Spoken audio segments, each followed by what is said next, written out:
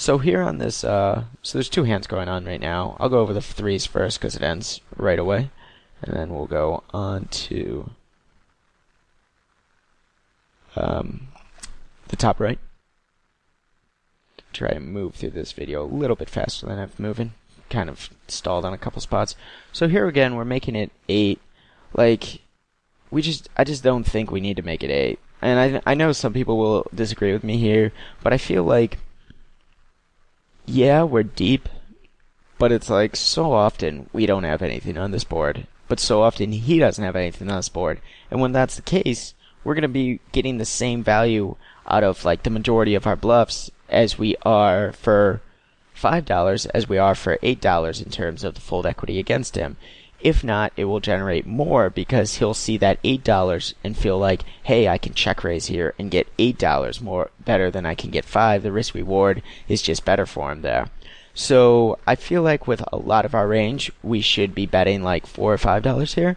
I feel like when we bet $8 there, it's fine, but on that drive a board that he's just not like, and there's not every board I'm obviously going to do this on, but on this drive a board, he just can't do anything with pretty much any of his range. If we bet like $4 or $5 with our entire range, and then like half pot again, and then half pot on the river, he's going to have a really hard time with anything calling down. And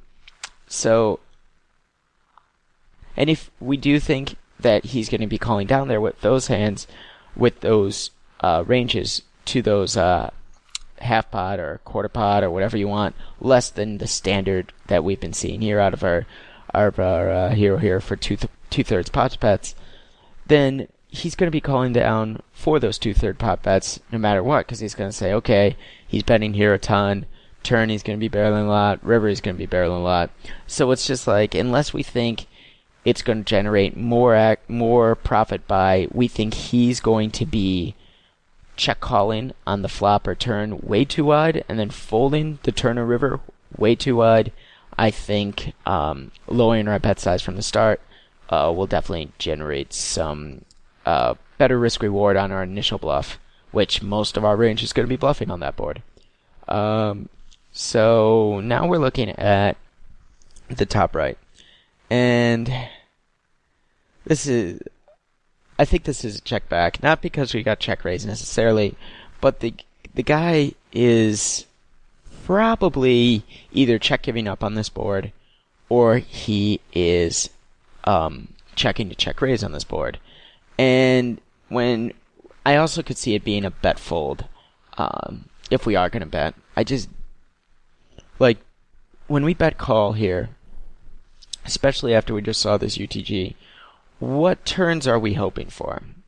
Maybe a king, maybe a queen, but the king and queen are going to be so obvious. I guess like your best turn card probably is like the ace of diamonds, some sort of like hand, maybe the king of diamonds, or I guess that would be a little crazy. Maybe like the 10 of diamonds, something that gives us redraws to the nuts by the river. But there's only a handful of cards there that we're going to really enjoy seeing on the turn. So when we bet here, if we think he's just going to like check fold all of his like pocket sevens or whatever, and then against that range, we probably want to check back. So it's against like Jack 10, Ace Jack, Queen 10. Is he going to be check calling on this flop, or is he rather just going to bet himself and bet fold? I don't know. With 9 hands on him, I'm not sure. We know either. But I definitely don't think we should be bet calling on this board. Just because this board hits our flatting range to his under the gun open so wide, like so hard, that it's just like when he's check raising here and we've got like king queen here, yeah, we've got some backdoors, but what turns are we continuing on? It's like, I guess a queen, and we're probably calling down. I guess a king, and we're probably calling down, and then any diamond.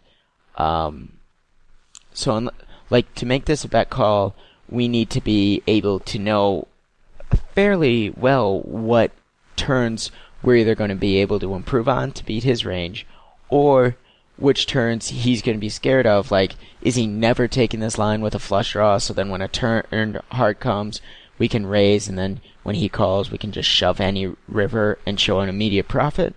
Or, like, is this only flush draws? Like, we have no concept of what we're doing here.